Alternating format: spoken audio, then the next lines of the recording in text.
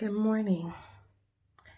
It is 4:30 in the morning, and this is day 16 or 17. I'm losing track of the days, but by the time I publish the video, I have the day number inside of the description. I'm leaving for Ghana today. I did get all of my stuff packed, and I decided to leave some things for them to carry back to Lagos for me. Like the fabrics that I bought are really heavy. And then there's just a lot of material. And so I don't want to say I'm running on fumes, but I am tired. I don't use alarm clock. The angels wake me. So they woke me up today at about 3 o'clock in the morning just to make sure that I'm finished, packed up and stuff. So I'm leaving the East today, and there's been no internet connection. No, there's a daddy long leg spider walking down. Can't see it, but it's walking towards my bags. I can't zoom. Lord, let me move my bags. You know what? As a matter of fact, let me just get a cane, and you see it, not towards my bag. Oh, damn it. Oh, Jesus. Now it's down there towards my shoes. You know what?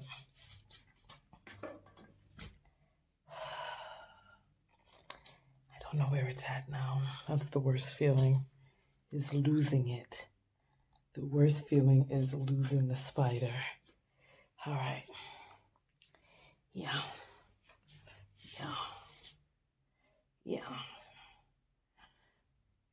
it's time. It's time. All right. I'll probably have to sum up my trip to the East later when I'm better able to articulate. It was a nice experience. It had its ups and its plateaus for me, because not being able to get vegetarian food and be starving, and just it's I don't know. You know what? Let me gather my thoughts. And then also, you know what? Something else that was bothering me is I overheard people making fun of America and Americans, and I was just like,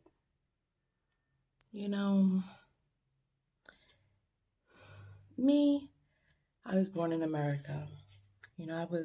My people were stolen from their homeland. But to choose to go to a place and then mock it and think that you're better than it. And it's like, we're different. It's different, but let me gather my thoughts and gather my stuff and then go forward. Good morning.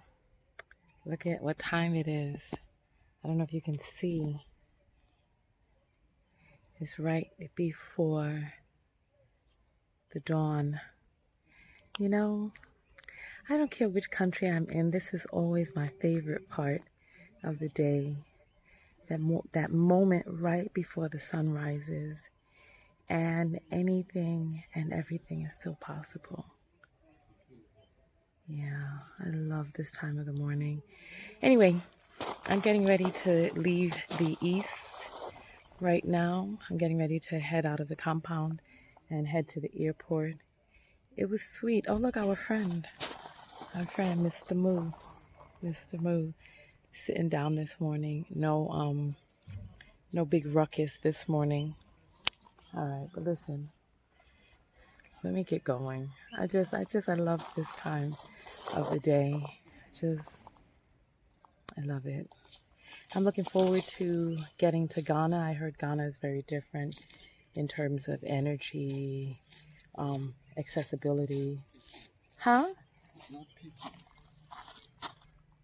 Who? Charles. What do you mean he's not picking? I called him through the window. And I'm calling his number now. Well, his phone is not working. No. To go through. Really?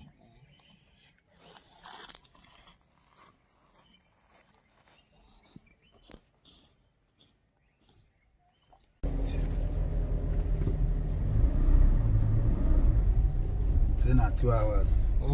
2 hours, 7 minutes. You don't know before. 2 hours and 7 minutes to get where? Where? Airport. Chad said it took 45 minutes. Which means we should have left earlier. Continue for 2 kilometers. This is crazy.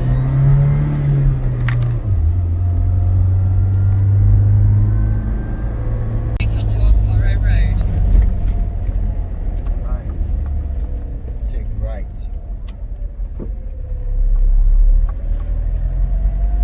There we go. Continue on Okporo Road for 4 kilometers.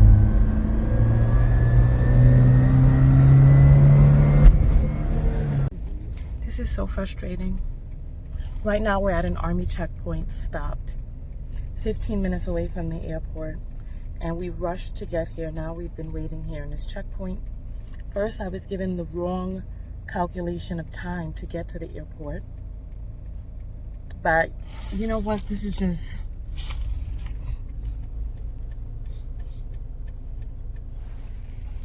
And I don't know how long we'll be here. There's another road to the left, but they're saying it's not a good road, that it's bumpy, but it looks like a straight shot. I'm not missing this flight.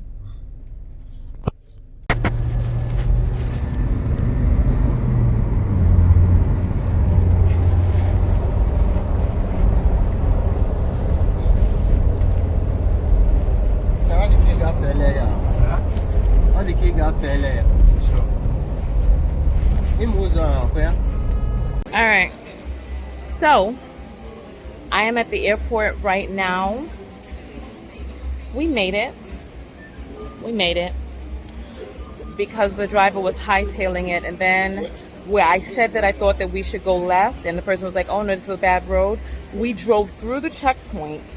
There was no left turn. We had to turn back around, come through the checkpoint again, and then make a right onto the street that I originally said that we could have made a left on before we even went through the checkpoint. And then I ended up getting into an argument with the guy who had the GPS on his phone, and he was like, no, it wasn't this one. Oh, no, but it was.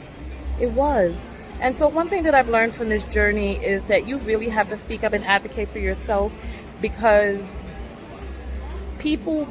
there are some people who can make it seem like, you know, they're looking out for you or whatnot, but at the end of the day, when crap hits the fan or things start going sideways, it's you that gets chopped up in the blades, you know what I mean? Or it's you who's blowing in the wind. So we're at the airport. The airport, the gate is literally a door heading to outside to get on the plane. There's no kiosk there to be able to change seats or get on standby or anything. There was a flight that left that was leaving as I got here, right? I tried to get on that flight. I had to run back through security, speak to a supervisor, and the supervisor was like, no, the manifest is already made, right? And they wouldn't let me get on that flight. So now my flight is delayed, and you know I really need to get into Abuja early so that I can try to work on getting put on standby for today's flight, because I couldn't get a flight leaving today, so I had to get a flight that would leave tomorrow. But I don't want to leave tomorrow. I want to get on standby for a flight leaving today, because, you know, today is Afro Nation. It's also, what else? No, Afro is tomorrow. Afro Nation is today. And I'm upset that when I first got here that I wasn't given the best network. So it's like all the while we're driving, the person next to me has Airtel, and their phone is working to do the GPS. Mine, it was just like a little flashlight on the map, but it was nothing. It couldn't connect. So 9 Mobile, if I could have done things over and I knew better, I would have gotten an MTN phone, because MTN had the best service out here in the country.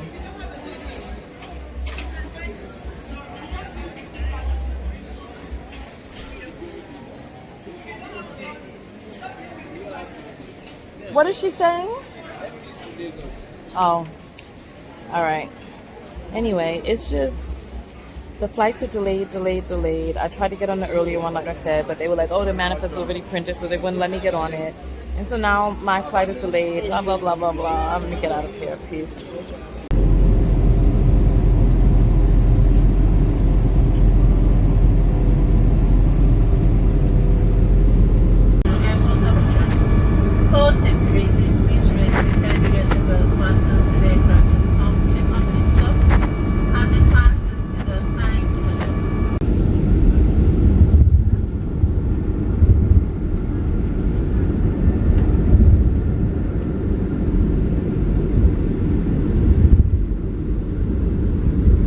All right, I am in Abuja.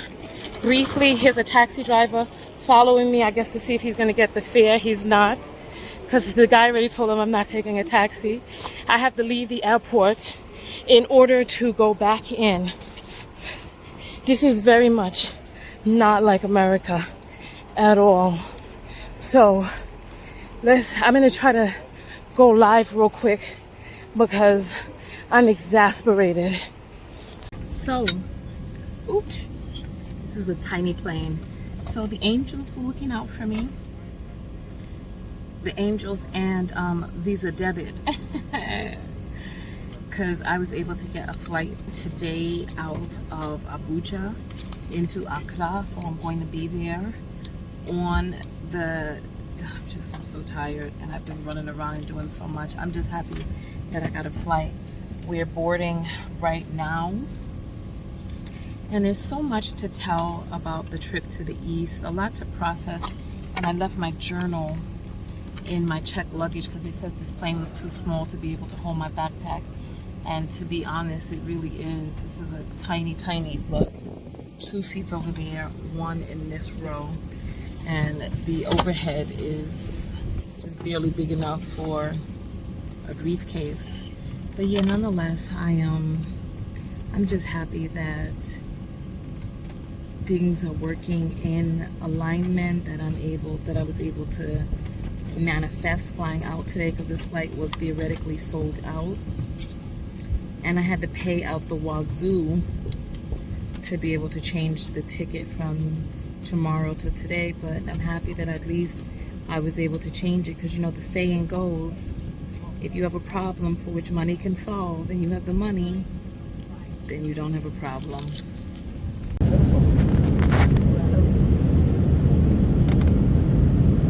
Taking off and leaving Abuja on the way to Accra.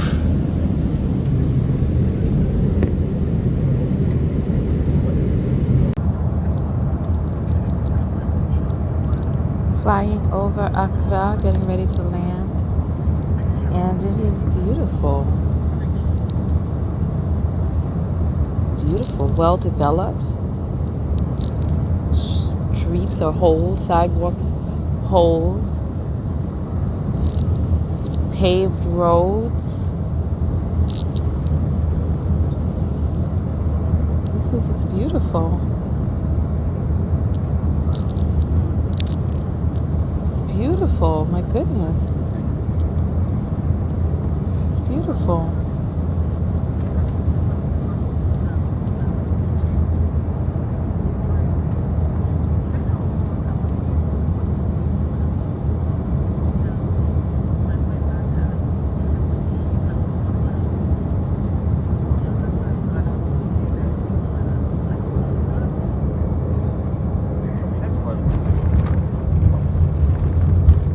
I just got to the Kotoka airport in Ghana, and it's a much different environment than Lagos. Here, there's order, there's peace, there's quiet, these people are fighting over my bag. What's going on right here? What's going on?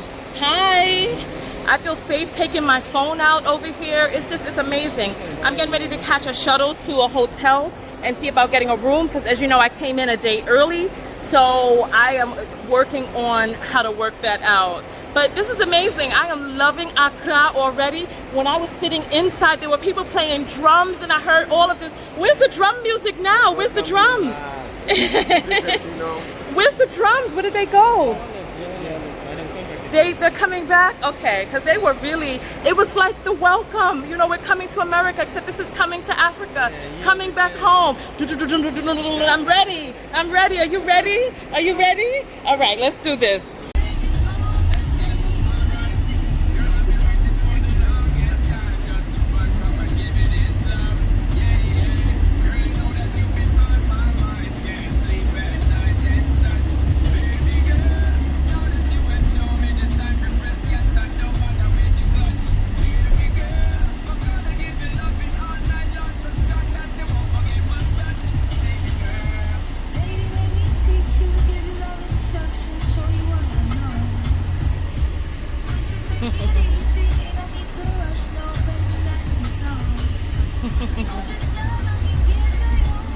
So cute.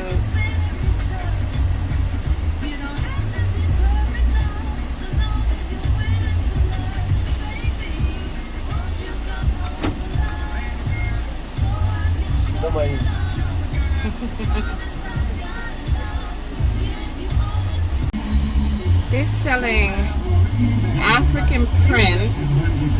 Look at this guy. African prints right by the side of the road.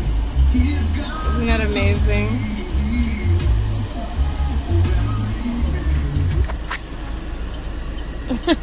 He wants to dance and all of that. But then he's going to expect a tip. So let me just avert my gaze. Avert my gaze.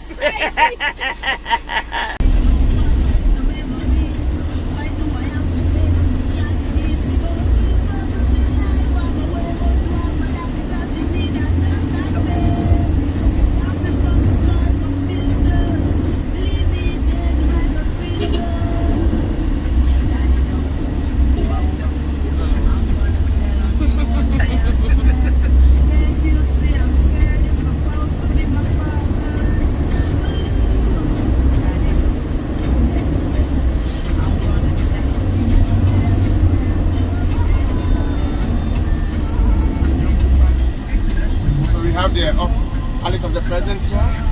This is the Palace of the President? Oh, nice. Oh, it's beautiful. Looks like something from the future. Wow.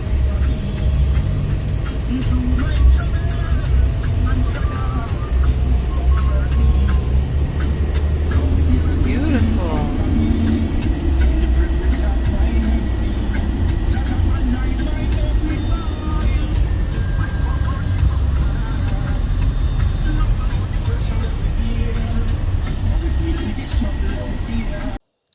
Hello knockouts, Tonya TKO here, and it is a story time. So I'm going to tell you all what happened between me getting ready to leave Igboland and head to Accra. I want to start out this portion of the video by thanking the people who have contributed to my Cash App and my PayPal. The Cash App is $TonyaTKO. And the PayPal is media@TonyaTKO.com. It really does make a difference because it is in you all who are contributing that I am personally, one, held accountable, two, inspired to continue on even when things are difficult, and three, you all contributing, like digging down in your purse and opening up your wallet. It lets me know that you're willing to put your money where your mouth is, that you are truly interested, because there are a lot of people who are interested in the vlog, the daily vlog, and the story unfolding. But the people who are interested in it enough to be like, you know what, I'm willing to invest in this content really inspires me on days like today, where I really, because we are a few days behind, like we're like almost 7 days behind now in the recorded videos. And part of what happened is the story is a little difficult for me to tell. I told the story, I recorded this video once before, and I emoted so much emotion and expression in that video that I was afraid of the backlash that would happen. And then as time continued to pass, I was just kind of like, oh, well, you know, let me just skirt past that story and just continue forward with where it is. Because right now I am in my suite in Abuja. And I'm telling you, listen, I am feeling like a queen. I'm feeling like a queen here.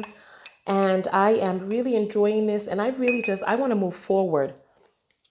I got my chocolate that my chocolate morsel from Ghana. This is Ghanaian chocolate right here has given to me.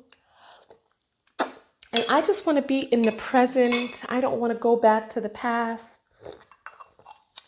And if it wasn't for you all that have been holding me accountable with contributing, because I feel like, like I have a responsibility. And so we're going to jump into the story time. It's as uncomfortable as it makes me to talk about it. I'm going to speak this as neutrally as I can. And I want you all to tell me what's your opinion about why this took place, how it took place.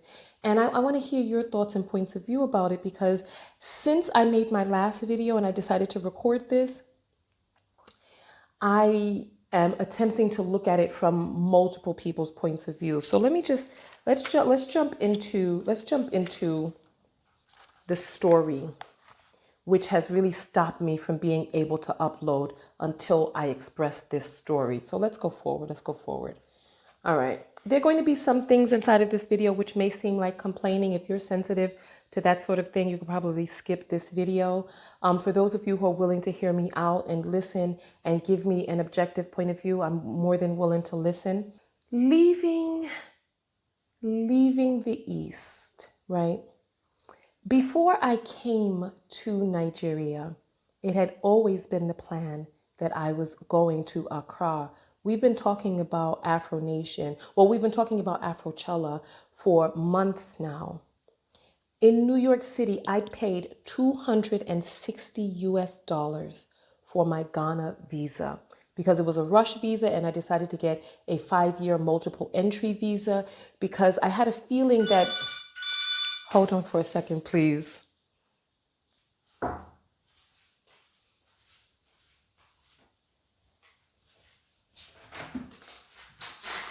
Oh, wow. This looks great. Thank you. How wonderful. Oh, everything looks so good. You said 3 altogether. No. I didn't tell you the total amount. As in per one. I'm sorry, 3,300 for one. No, 300 naira for one. How much are you trying to say the total bill is? That's why I'm confused now. I'm confused too. Yes. Some socks in there that you counted as one. So I'm supposed to pay 300 naira for a pair of socks too? That is the price there, but okay. I just believe that you didn't understand what I said. Apparently not, because I thought you said that I could give you all for 3. Okay. No, those. Do so well. All right, well, thank you.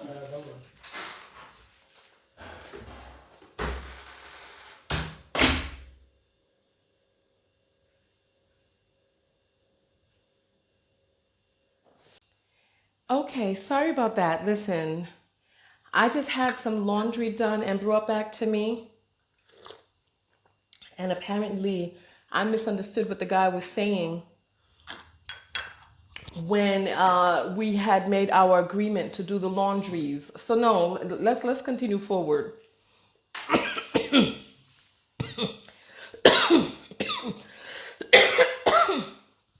Oh my. Listen. Let's go forward. So I had the feeling that I was going to want to return to Ghana, and I wanted to leave the option open that I would be able to have a multiple entry visa. So I ended up paying $260 for the rush visa in New York. So it was important for me to be able to come to Ghana. Not only did I have a ticket to Afrochella, but I had this visa that I paid a lot of money for, right? So nonetheless, you all remember when I was in Lagos, I had issues being able to get to Accra because all of the flights were sold out from Lagos to Accra. So what I ended up deciding to do, because let me tell you, they had 40-hour layovers.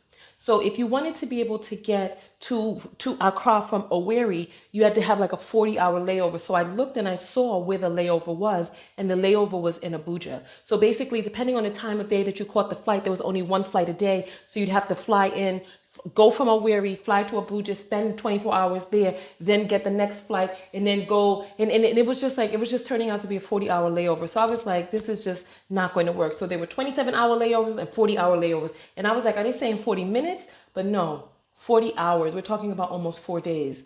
So I don't even know how they worked that out, but I decided to just cut out the middle person and go from Abuja to Accra and then do a round trip, so that I flew from Owerri. So listen, there's a lot of different cities that I'm going to mention. So Owerri is the city in the east that is in Igboland, right? Abuja is the city in the north where I am now. Accra is in Ghana, and Lagos is in the south part of Nigeria, okay? So remember, we drove from Lagos to the east to where it is that we were to where it is that we went to Igboland. And then from the east, I had to get over to Accra, but I couldn't because all of the flights were sold out. So first of all, I couldn't go from Owerri to Accra. I couldn't go from Owerri back to Lagos and then to Accra. So I had to go from Owerri to Abuja, which is a much more quiet city. That's why I'm sitting here feeling like a queen in my suite, just enjoying myself, right? It's a laid back city, it's quiet, and you chill here. So the flights were cheaper, everything was more calm. So I went from, so the plan was that I was going to go from Owerri to Abuja and then from Abuja to Accra. All of the flights were sold out on the day that I was leaving from Abuja. On the day that I was flying to Abuja, all of the flights were sold out to Accra, right? So I had to book a flight for the next day and then hope that when I got to Abuja on the day that I was flying in, that I would be able to change a ticket, get a ticket or whatever, and then fly to Accra. All right. This part of the story is important to me because I want you all to know how this ticket and how the time of the ticket came about, because this information is important.